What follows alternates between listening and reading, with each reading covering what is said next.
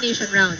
At pag pinag-usapan natin itong koponan ng Ateneo, of course, we cannot discount the fact that Alyssa Valdez is the face of this team. But there's someone who took over her seat nung siya ay nag-umpisa na hindi naglaro. Yes. At ang ating tinutukoy walang iba kundi ang ating number 6 best scorer in the league na si Miss Joanna Maragino. Yes, Joanna Maragino really has made a name for herself. And Totoo again, naman. naging magandang opportunity din yun nung nagpahinga muna si Alyssa mula sa paglalaro, and doon na kasi talaga naipakita. But then again, with Alyssa or not, she continued to perform the same way. And Joanna Maragino at Sabetes are, I think, ranked now as a 6th Tama. best scorer with 87 points. And every game consistently she's able to turn up with double figures. And these two ladies that we mentioned, Alyssa Valdez and Joanna Maragino, are the double-bladed sword para dito kay Coach Ty Bondit. But going to the other side, Coach Obet Javier also has multiple weapons. And their team captain, number 2, Alyssa Valdez. To the competing teams and to all the fans here in the arena. Sa Ateneo Lady Eagles, walang iba kung hindi si Alyssa Valdez for the Lady Eagles. Joanna Maragino serving for Ateneo. Ateneo is perfect right now with a 4-0 win-loss card. Arellano on the brink. 3-2-2 win-loss record. Valdez coming off a 29-point performance, scores the first point. This time it's Agana who's the target. Diana Henson rises para dito sa Lady Chiefs. Valdez once again. So far, so good here for Ateneo. At bigyan din natin ng credit ito. CJ Rosario. Valdez with a free ball. Aganon Legacion goes back to Aganon. De Jesus. Recover, drop shot coming from Valdez. Yan yung facet ng laro ni Alyssa na laki ng improvement, Yeah. IB. And the thing is, she doesn't really change her approach. She has the luxury of making the decision in mid-air. Kasi nakakapagkape, no? Oh. Ang tagal nung hang time. Nakapanood pansinin, nakapag-popcorn pa. Inside out. Alyssa, once again, attacks Tobiera.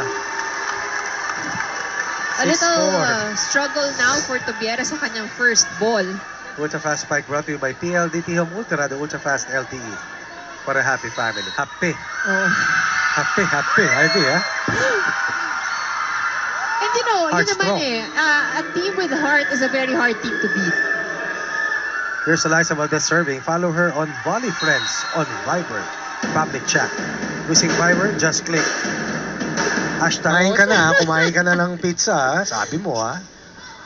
Legacion serving for Arellano. Alyssa Valdez against 2. Good down the line cover coming from Galang.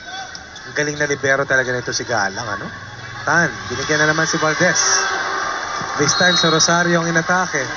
Parang hitting practice Alyssa Valdez, eh. So Alyssa Valdez, parang it doesn't matter how many hands you put up there. At seems to be... Sometimes you wonder, saan kinukuha ni Dada Henson lahat ng lakas? Saan ang hugot? Oo, eh. This time, Alyssa Valdez. beats Galang's defense. Kanina pa siya nasasagot ni Galang, pero eto, simpleng nasilipan si Galang. Ultra Fast Spike brought to you by PLDT Home Ultra LTE for a happy family. Tan, nice serve. Legacion goes to Aganon.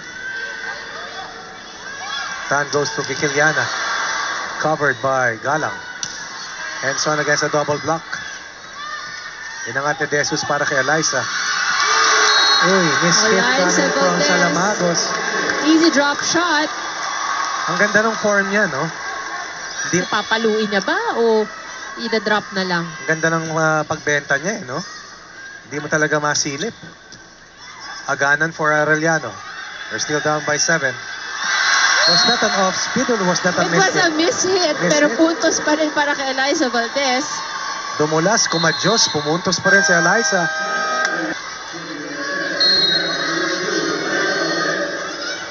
Alyssa Valdez para sa Ateneo. 10 set points for Valdez and the Eagles. And that will be all that she wrote dito sa ating unang set. Ateneo running away with the first set, winning comfortably by 10 points. securing it by the score of 25-15. Perspective dun sa gilid di ba? This time, De Leon, set up by Tan. Free ball. Ay, ang ganda niyan. Oops! Bihira yung magkamali si Alyssa sa ganyan. Alyssa Valdez led the... Gawang paghahanda dahil last week pa sila naglaro pareho. But sometimes things happen that's why coaches have to make the adjustments. Pero yung mental aspect ng laro, Ivy, yan ang mahirap Oh, repasurin that's right. talaga. And I'm sure coach, alam mo yan, di ba, na kahit gaano mo siguro i-train yung Diba? yung player mo, pero kung talagang yung mental ang kulang, sayang din yung talent. Kaya nga may game players sa tinatawag, Yeah. di ba?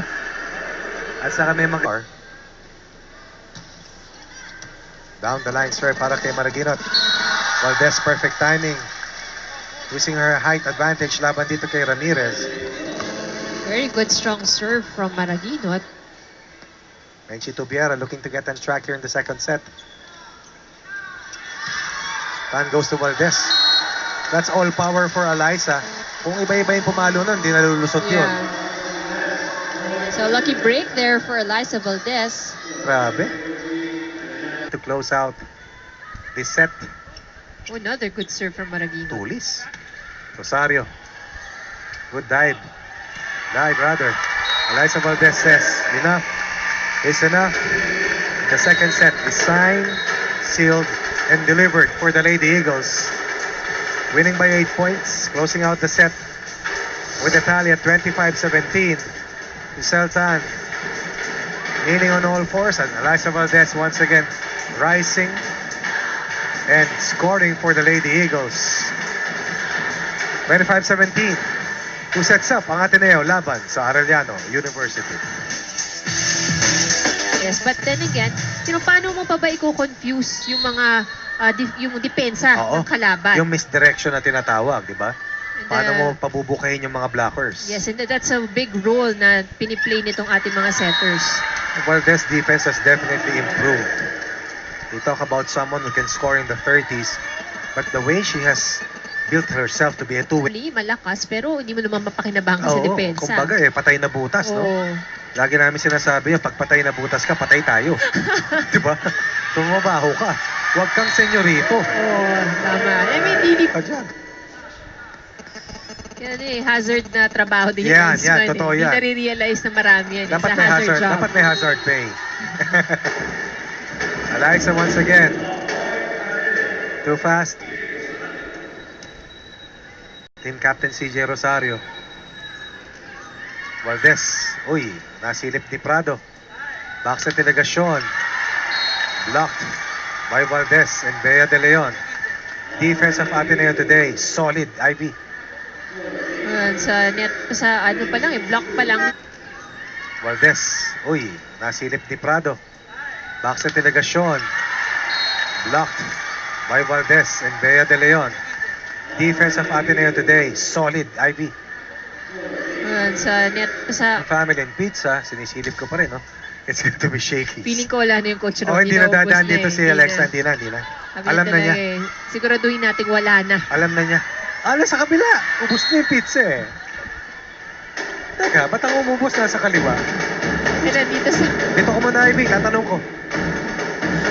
Parang may drone. Good reception by Ana De Jesus. Inangat ni Maraguinot para kay Valdez. Alyssa. Nakita mo yung angulo ng swipe ng bola. Ang lakas talaga ng wrist nitong si Alyssa. Here's Alyssa Valdez serving. Follow her on Volley Friends on Viber public chat. Using Viber, just click follow. Yan. Oh, that goes out.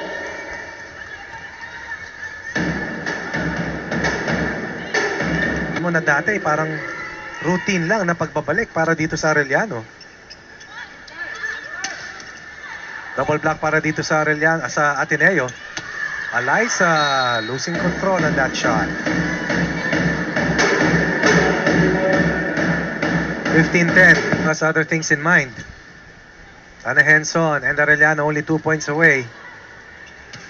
Alyssa, Valdez another straight attack into the error net. for the Lady Eagles. Parang Ana Henson has been solid likewise from the service line. Ikeliana Tan.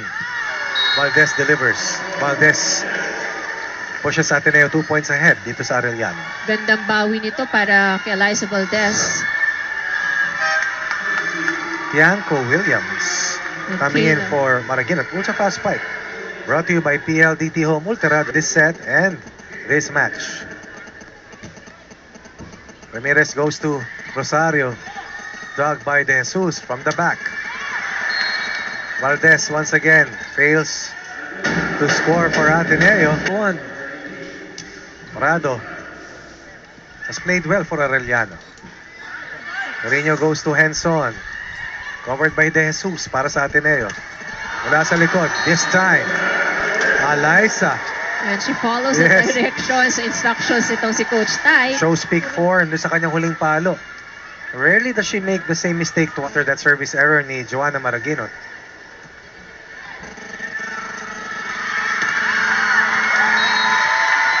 It's 1-2-3 up and 1-2-3 down as Ateneo defeats Arellano in 3 straight sets. 25-14, 25-17, and 25-19. So ito, yung sa kanilang mga errors. But itong towards the third set, naging mas maganda naman yung galaw nito Lady Chiefs. They threatened, down by only a single point. But eventually, Eliza Valdez and the rest of the Lady Eagles had enough composure and persistence to be able to hold off the Arellans. At kasama ni Miss Trish Obredo, ang ating best player na naman na si Miss Eliza Valdez. Okay, so Eliza, nakatapat din nyo ngayon NCAA champions. Inasahan mo ba na ganito yung magiging game? Syempre naman, everyone naman expect a good game talaga today. And Arellano gave us a good fight also. So, hands down din talaga and they deserve talaga being the champions sa NCAA. So Eliza, nabalitaan ko rin na you're having to adjust daw kasi syempre you're taking up masters na ngayon and yung class schedule mo medyo magulo. How are you coping naman na ganito yung ginagawa mo tapos naglalaro ka pa ngayon sa volleyball? Well, hindi lang din naman ako. I'm with Amy and Bea also. So, I think everyone has class naman eh. So, we really have, as a student athlete, we really know what our priorities are. So, ayun. And alam naman ni Coach Tay, nag-a-adjust din siya sa amin. So, we meet halfway naman. So Eliza, ngayon naman clean record pa kayo. May improve pa ba ang Lady Eagles or satisfied ka na sa laro ninyo? Based sa game namin today, sobrang dami namin kailangan i-practice sa training talaga. Being consistent talaga inside the court, kailangan talaga namin. And teamwork, kailangan pa namin mag-jala sa team. Okay, thank you very much Eliza. May gusto ka bang batiin ngayon? Hi sa family ko siya sa San Juan, Batangas, Lolo, Lola, and my mom, sa kapatid ko, and sa tatay ko sa Palawan, sa mga katrabaho niyo siya. And to all the fans na nanonood sa bahay, hello po! Okay, so Eliza, as player of the game, we present to you this box of Shakey's Pizza. Alright, congratulations once again and back to you guys.